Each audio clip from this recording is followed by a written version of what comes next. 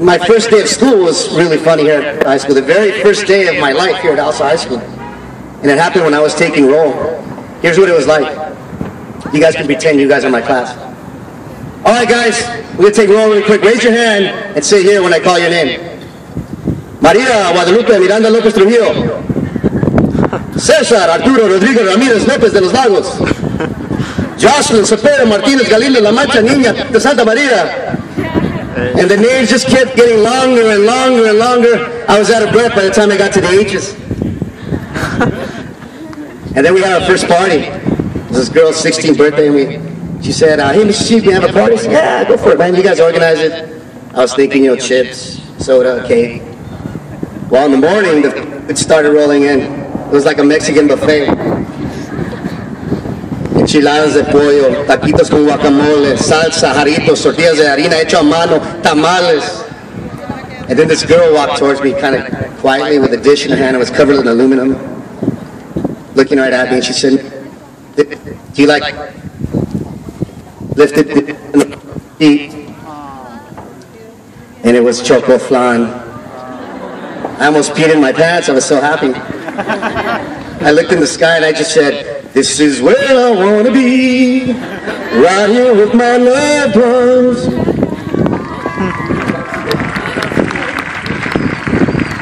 As some of you know, I coached the soccer team at Alisal, and we've had pretty good teams in the past. We've won some good games, but the joy I derive from coaching doesn't come from actual soccer or actual games. It comes from the camaraderie I have with my players and coaches.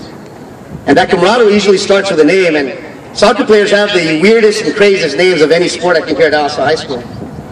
In my 9 years or 8 years of coaching, I've had players like Torta, Burrito, Bollo, Churro, Papas, Niño, Chiquis, Happy Feet, Venado, Tiburón, Chilita, Chivo, Chino, Chango, Greñudo, and of course, my all-time favorite, Borracho.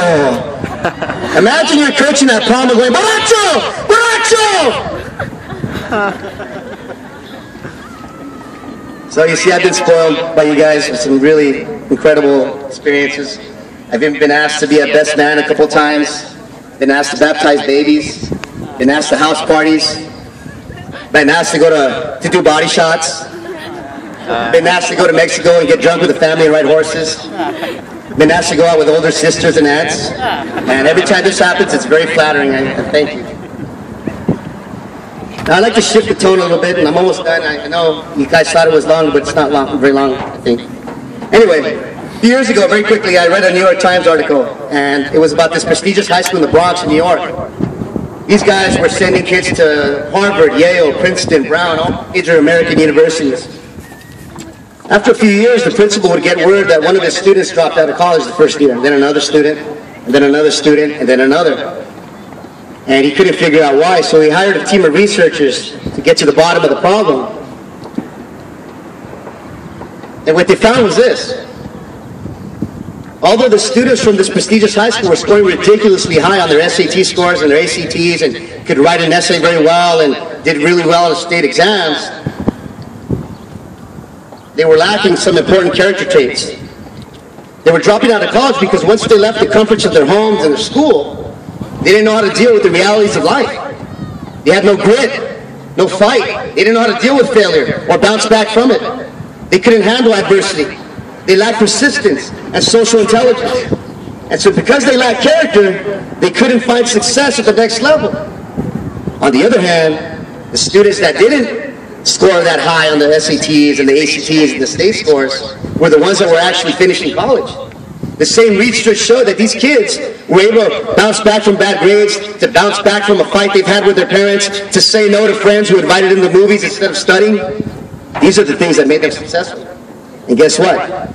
You, all of you for the most part, possess these traits. With growing up on the east side, I've seen it firsthand in all of you. You now have what these rich spoiled kids back in Bronx didn't have it. So you see, you already have the tools that you need in order to be successful.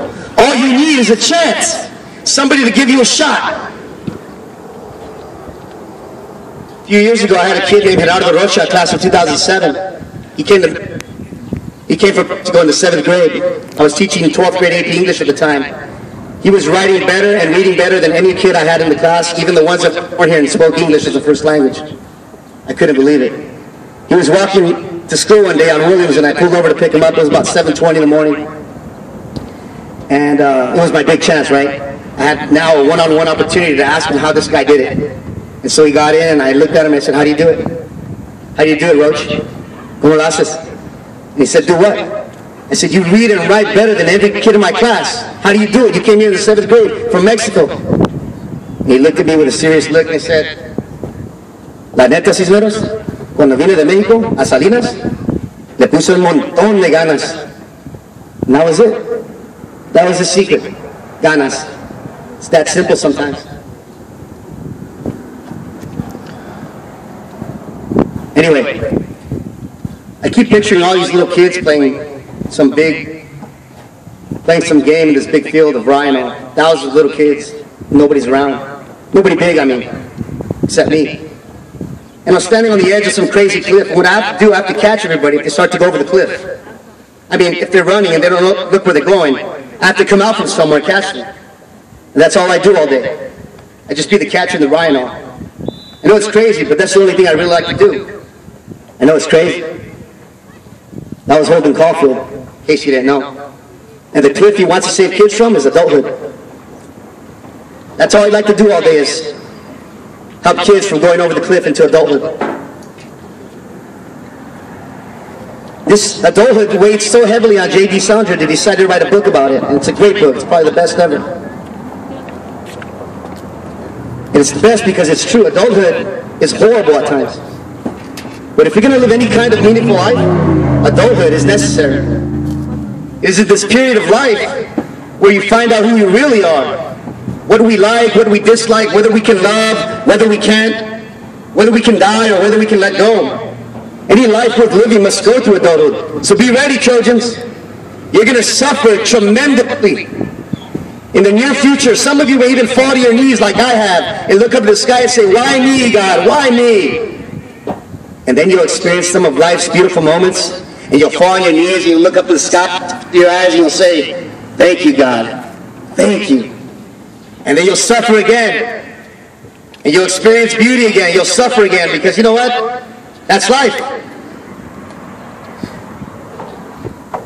I want to congratulate you, the class of 2014, on this tremendous accomplishment. I am proud of all of you, whether I know you or not, whether I've seen you or not. I've spoken with you or not. I'm very, very proud of all of you. I also want to congratulate your parents and grandparents and guardians and brothers, sisters, aunts and uncles, everybody, all your family. You have made them very proud too. I want to congratulate your teachers, my colleagues for getting through another year. We'll do it all over again next year. I'd like to congratulate Mr. Garcia and his administrative staff, including Ms. Ayala, Mr. Avitia, Mr. Egan for directing the graduation that you guys are part of right now. And I'd also like to thank our classified staff, our personnel and our custodians, some of my best friends work in that area. And finally, I want to thank you guys once more. I don't think I can thank you enough. Maybe the happiest man in the world. You've made my wife and kids proud of me, as well, especially my daughter, who's 8 years old and has been giving me words of encouragement for the last month. And my 8-month-old daughter has also been encouraging me. And she sounds like this. Burp, burp, burp, burp, burp, burp. Before I end, I'd like to share these words from my best friend. And my now, I'll never get a chance to tell him. His name is Gabriel Marquez. And he said, don't cry because it's over. Smile because it happened. Anyway, go out there. Take life by the horns, Chuck. I expect big things from you. See you soon.